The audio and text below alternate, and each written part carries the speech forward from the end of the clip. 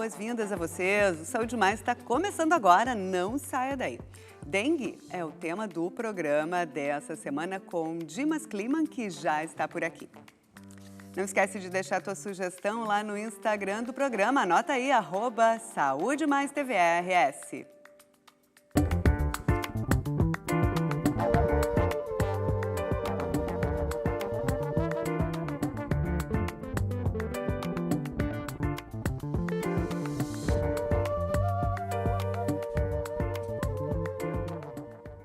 Em 2024, o Brasil registrou mais de 6 milhões de casos de dengue. No Rio Grande do Sul, em 2025, foram mais de 4 mil casos identificados no estado, sendo a primeira morte confirmada em março desse ano. A vacinação é uma aliada na luta pela prevenção da dengue.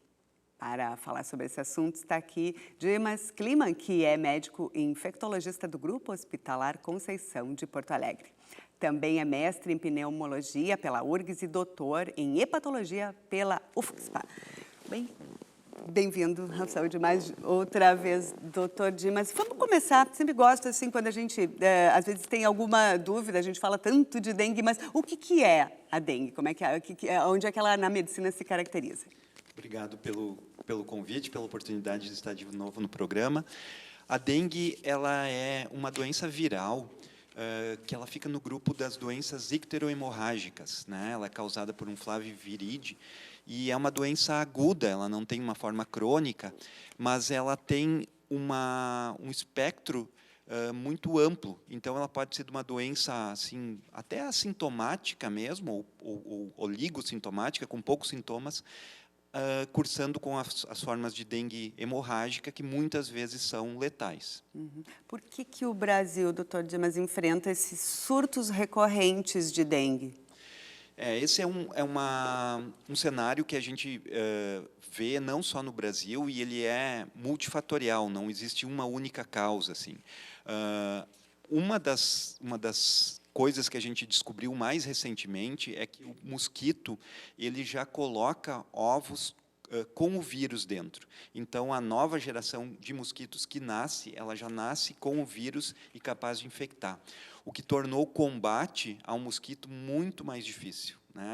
A gente não, essa estratégia ela não é, apesar de durante muitos anos ela ter sido a principal estratégia, hoje a gente sabe que ela não é tão efetiva assim, né? Porque a gente não consegue eliminar completamente os vírus de dentro dos mosquitos. Então, esse é um dos grandes problemas. A transmissão, basicamente, é essa. Assim, é uma pessoa infectada, que é picada por um mosquito, e o vírus passa para o mosquito, e esse mosquito, né, o Aedes aegypti, ele vai infectar outras pessoas, e assim fazendo uma cadeia de transmissão.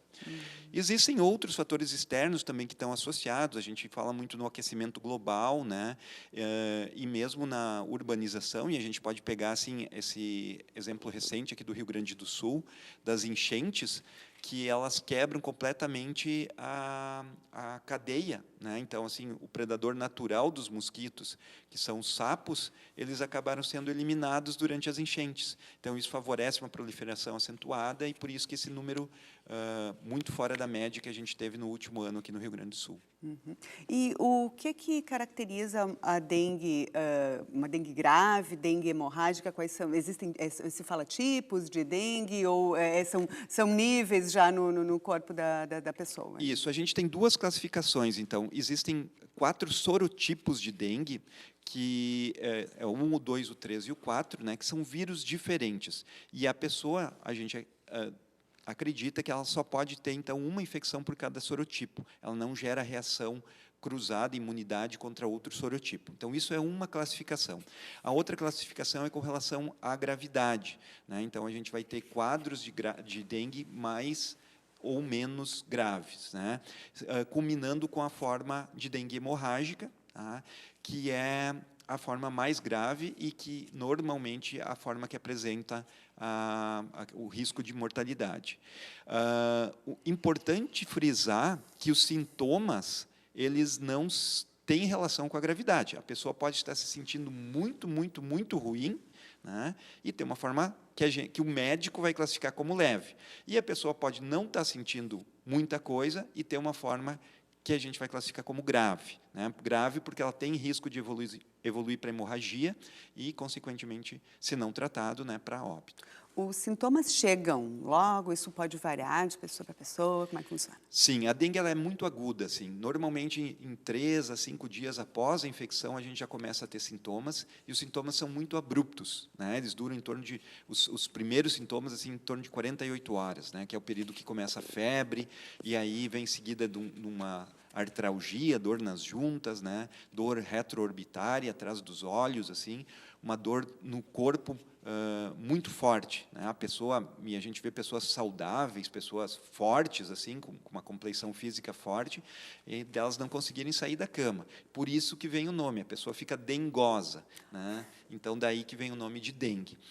E os sintomas, eles são realmente muito exuberantes, assim, a pessoa não tem como dizer que ela não está sentindo nada, ou que ela acha que posso estar. Não, ela tem certeza que ela está doente.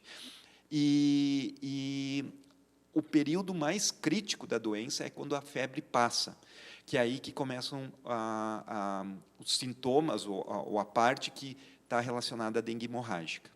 Uhum. E como é que a gente pode perceber que está com dengue, além desses sintomas? Porque muitos desses sintomas podem ser confundidos assim, com um resfriado, essa época, assim, às vezes dá uma esfriada. A gente arranja sempre alguns outros sintomas para não entender. Mas, além de perceber que é esse abrupto, o que pode assim, atentar para a população? Bom, realmente é dengue, não é resfriado, não é nada, não é um mal-estar, né? As doenças virais, de uma forma geral, elas são muito pouco criativas em termos de sintomas, né? Os sintomas eles são comuns a quase todas as doenças, assim. Então, febre, dor no corpo, cefaleia, a gente vai ter em praticamente todas as doenças infecciosas. A diferença que a gente tem entre, por exemplo, um resfriado ou mesmo um quadro de gripe é que a dengue ela não dá sintoma respiratório. Então, não vai ter nariz correndo, não vai ter obstrução nasal, não vai ter tosse. Pode, em determinados sintomas, uma pessoa com dengue ter tosse se ela, por exemplo, tiver um derrame pleural, que é uma situação que vai acontecer lá numa fase aguda, mas não no início, não no início dos sintomas. Então, normalmente, a dengue ela é mais caracterizada por esses sintomas muito intensos, né, e um período muito curto, assim. Logo em seguida, a pessoa já começa a se sentir muito mal. É muito difícil diferenciar até mesmo para um médico, né? Porque, principalmente, como eu disse, às vezes a dengue pode ter quadros mais brandos, assim. Então, fica mais difícil da gente fazer uma diferenciação. Uma outra coisa que tem sido comum à dengue é um rache cutâneo, uma espécie de alergia, que a gente vê, uma alergia de pele, assim.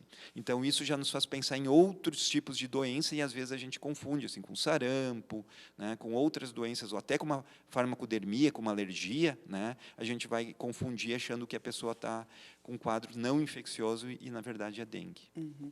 Doutor Dimas, às vezes a pessoa fica, né, vai ficar bem prostrada, não vai ter muita energia, né, para sair procurando ajuda. Ela vai ter que estar acompanhada, vai ter que fazer um exame, descansar, né? Então, como é que é o procedimento aí quando tem assim a suspeita ou quase 100%? Precisa fazer um exame?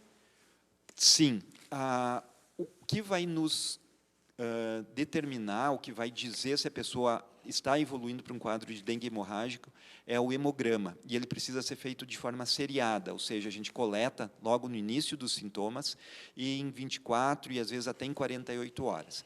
Se esse hemograma não variar, não tiver uma queda de plaquetas acentuada, não tiver uma concentração do hematócrito, né, o sangue fica mais grosso, como a gente fala em linguagem popular, né, isso significa que a pessoa não está evoluindo para dengue hemorrágica e é só aguardar que vai recuperar os sintomas. Mas, se ela estiver evoluindo, a gente precisa tomar medidas, né? Às vezes até a pessoa precisa ser internada para receber hidratação endovenosa na veia e ficar repetindo esses exames. E aí, dentro do hospital, às vezes a gente faz exames de 6 em 6 horas para ver como é que a pessoa está evoluindo. Uhum. Mas, basicamente, o tratamento é medicamentoso, hidratação... Exato. Nos casos de não precisar de internação, como é que ela... Na verdade, não, a gente não, ninguém vai recomendar que se automedique de jeito nenhum, até porque tem ainda a questão do ácido acetil salicílico, de não poder interagir, como é que funciona? Tem que consultar o médico de toda forma, né? Essa pergunta é muito importante, porque a gente não tem um tratamento específico para dengue, como a gente tem, por exemplo, para Covid, para influenza. A gente usa medicações sintomáticas, que são basicamente para tratar a dor de cabeça, a febre, e aí a gente não pode usar o AS, né, ou medicamentos que contêm o ácido acetil salicílico, porque ele, apesar de que na cultura geral assim a gente usa ele como remédio para febre, principalmente para crianças, ele não é um remédio para febre, ele é um antiagregante plaquetário. E justamente a dengue é uma doença que cursa, então, com essa possibilidade de hemorragia, e ele justamente aumentaria a chance de um sangramento. Então, às vezes, de uma pessoa que não teria dengue hemorrágica, utilizando o AS, pode evoluir para uma forma hemorrágica, ou, se ela tiver uma dengue hemorrágica, ela pode evoluir para uma forma grave, inclusive ir a óbito. Então, essa situação é muito importante. Mas o ideal é que essa pessoa seja avaliada por um médico, né? Então receba todas as orientações e principalmente faça exames. Durante as grandes epidemias, a gente tem o sistema público de saúde, ele monta estruturas que a pessoa possa ter esse atendimento e ser rapidamente triada para ser classificada dentro da sua gravidade e receber os cuidados que necessita. Tá certo. Obrigada, então, por hora, doutor Dimas. O Saúde Mais volta já, a gente faz um intervalo e logo a gente volta a conversar sobre dengue.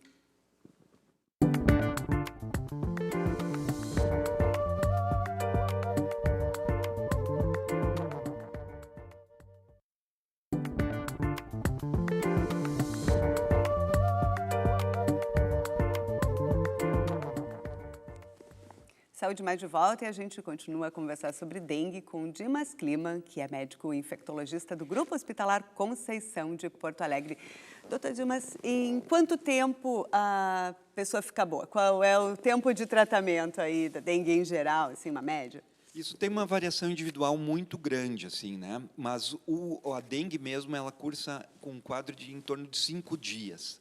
O que acontece pós-dengue, às vezes, e é muito comum a qualquer outra doença viral, é que a pessoa tem um período de recuperação que ela é muito variável, depende do estado prévio da pessoa e depende do grau de infecção. Então, às vezes, a pessoa está sem sintomas ali no quarto, quinto dia, mas ela demora muito para voltar à sua rotina normal, né? Então, pessoas que são atletas, pessoas que vão, né, que fazem atividade física, às vezes, nos dias seguintes, elas não conseguem desempenhar adequadamente sua função. Então, isso é muito variável, mas a gente costuma dizer que em torno de 5 dias é o período que dura o quadro de dengue. Dengue hemorrágica já não, ela pode se estender e pode durar, né, ter um período ali maior, 7 dias, às vezes 10 dias, é muito variável. Os extremos etários é que preocupam mais, as crianças jovens e as pessoas idosas. Uhum. Bom, já existe a vacinação. A dengue, eu acho que ela não está na saúde pública ainda. Como é que é essa questão? A gente tem a vacina da dengue disponível, sim, mas dada a quantidade, né, considerando a população brasileira, considerando a população mundial, a gente não tem insumo disponível para cobrir todo mundo. Então, o governo lançou uma estratégia. Hoje, a vacina que está sendo disponibilizada no SUS, ela tem um período de testes de 5 anos e ela mostrou proteção adequada nesse período aí, mas é possível que ela dure muito mais, né? Talvez a vida toda, como são outras vacinas, como sarampo, né? Então, a gente acredita que é possível que essa vacina dure muito mais. Então, a estratégia do governo foi vacinar as crianças hoje de 10 a 14 anos.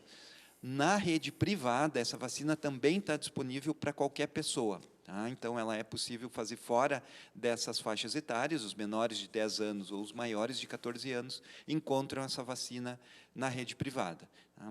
E a vacina, sim, é a melhor estratégia que a gente tem até agora para a dengue, porque a gente falhou, né, na questão do mosquito. O mosquito, principalmente aqui no sul do país, no Rio Grande do Sul, ele conseguiu se adaptar ao nosso clima. Então, antes o mosquito morria no frio, agora os nossos invernos também não são mais tão rigorosos quanto eram alguns anos atrás, e o mosquito conseguiu se adaptar às nossas temperaturas. Então, essa estratégia de combater o mosquito, ela está muito falha, né? E a vacina é é a melhor alternativa que a gente dispõe. Existe um público que está sendo mais afetado necessariamente pela dengue, em proporção? A gente, às vezes, imagina assim, que a população mais vulnerável, sem saneamento, fica mais vulnerável. Não sei se é isso. Tu pode falar sobre? Essa é uma questão bastante difícil, né? Durante muito tempo, as pessoas, há cerca de 10 anos atrás, aqui em Porto Alegre, por exemplo, as pessoas que eram afetadas pela dengue eram as pessoas que viajavam para fora do Rio Grande do Sul nas férias. O nosso período maior de dengue é de janeiro a março, né? Então, as pessoas que passavam as férias no Nordeste voltavam com dengue. E essas pessoas moravam em bairros mais nobres. Então, os bairros mais nobres, eles começaram a ter dengue primeiro. Hoje já não é mais assim. Hoje, sim, essas questões de saneamento, elas impactam bastante, e os bairros mais acometidos, então, são bairros com menores estruturas de saneamento. Mas a dengue não, ela cruza, né? Ela perpassa todos esses determinantes sociais, assim. Ela é bem difícil de dizer. Normalmente, as pessoas mais expostas são as pessoas que trabalham ou que têm alguma exposição ao ar livre, né? Porque o mosquito ele fica justamente nas áreas externas, assim. Então, quem tem atividade ao ar livre, seja laboral ou seja de lazer, é que está mais sujeito a isso, tá? Médicos profissionais da saúde que ficam enclausurados, né? Repórteres que passam o dia inteiro também dentro do estúdio, eles estão mais protegidos porque não tem mosquito nesses ambientes, assim. Eu vou lhe fazer uma pergunta que não é diretamente da sua área, mas como é que a vigilância epidemiológica tem atuado aí no controle da dengue? Porque a gente sempre pensa, né? Bom, prevenção, e a prevenção passa por aí, né? A vigilância, durante muitos anos, ela fez um trabalho fantástico aqui no Rio Grande do Sul, Porto Alegre, especialmente, assim, porque a gente conseguiu manter a dengue fora de Porto Alegre por muitos e muitos anos, quando já existiam pessoas infectadas aqui dentro e já existia o mosquito aqui dentro. Mas, infelizmente, as condições elas vão se deteriorando e elas não tem como fiscalizar uma cidade de 1,5 milhões de pessoas, né? E a gente sabe que o lixo fica acumulado, a água fica acumulada. Então, é muito complexo, é uma situação muito complexa, assim, muitas pessoas fazendo o que não se deve fazer, para poucas pessoas tentando corrigir isso. Então, é uma luta injusta, né? Mas, sim, durante muito tempo se conseguiu né, bloquear que a dengue se espalhasse em Porto Alegre, mas hoje a gente só consegue ter um monitoramento de quais são as áreas mais afetadas, quais são as áreas com as maiores concentração de mosquito e quando esses mosquitos estão infectados pelos vírus, quais são os bairros mais afetados. Esse trabalho é muito bem feito, a gente tem acesso a ele até na internet, e isso nos dá uma ideia de como é que como é que tem que ser o cuidado, né? Quão intenso tem que ser o cuidado em cada região da cidade ou em cada região do estado. Doutor Dimas, as pessoas podem ter dengue mais de uma vez. Ela não sei se ela não é o tipo de doença que gera anticorpos, assim como algumas outras doenças virais. Como é que isso funciona? Isso. A gente tem 4 sorotipos diferentes e o anticorpo ele só é gerado contra aquele sorotipo específico. Então, a pessoa que, por exemplo, a última epidemia de dengue, os últimos casos de dengue que a gente teve eram pelo sorotipo 1. Então, a gente vai ter, quem pegou dengue, né, durante essa epidemia, ele vai desenvolver vai desenvolver proteção contra esse sorotipo. E pode se infectar, então, pelo sorotipo 2 ou pelo sorotipo 3. O 4 ele é mais raro aqui na nossa região, mas com essa migração que a gente tem em tempos modernos, não é surpresa se daqui a pouco ele chegar. Existem alguns sintomas menos conhecidos da dengue? O que é quando eu estava lendo, assim, eu me deparei com um termo febre silenciosa, né? Então, o senhor pode falar um pouco mais sobre isso? Às vezes a gente tem quadros de dengue que elas são oligossintomáticos, né? Que os sintomas eles são muito frustros, assim. Então, a gente pode ter... A dengue ela vai cursar quando a gente está investigando, por exemplo, febre e, às vezes, aquele rash cutâneo, né? Aquela vermelhidão na pele. E a pessoa não tem outros sintomas, assim. Então, existem situações que elas são pouco comuns, mas, sim, elas são bem desafiadoras para o médico, assim, no sentido de tentar encontrar.